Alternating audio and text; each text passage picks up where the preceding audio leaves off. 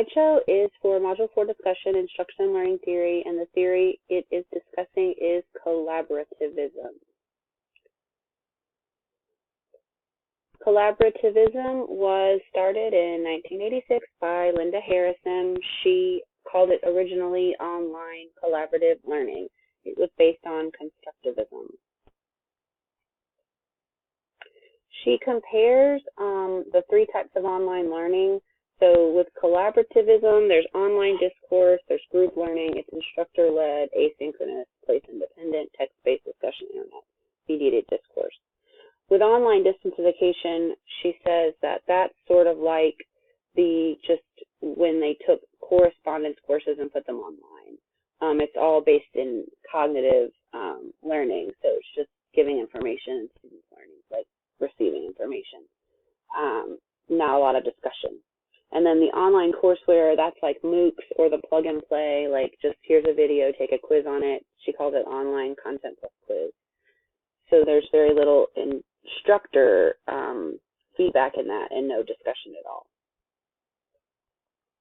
The keywords for collaborativism are discourse, discussion, conversation, collaboration, knowledge community, and intellectual convergence. Intellectual convergence is what collaborative theory defines as learning. The learners will have a common understanding, learners can agree to disagree, and learners have all added to a knowledge or product. So the intellectual stages of collaborative process are, they start with idea generating, where there might be divergent thinking, brainstorming, verbalization, generating information, sharing of ideas and positions.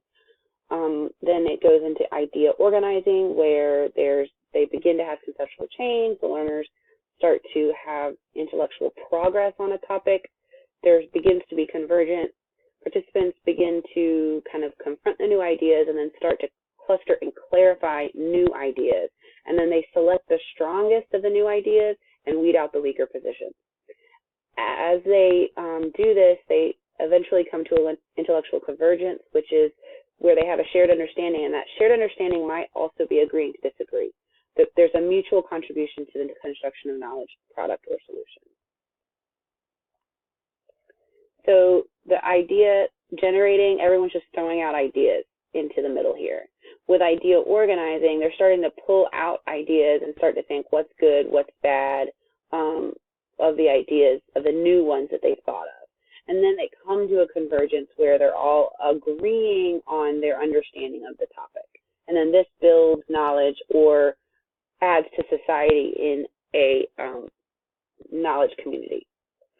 For the knowledge community adds to the learning. So the knowledge community provides the learning, and then the learning goes back into the knowledge community. So it's a back and forth experience, inputs from the knowledge community, and then the teacher throw ideas into this idea generating. And then they start to organize the ideas with the help of the teacher, and then the teacher also helps them come to that intellectual convergence. And then it all goes back out into the knowledge community.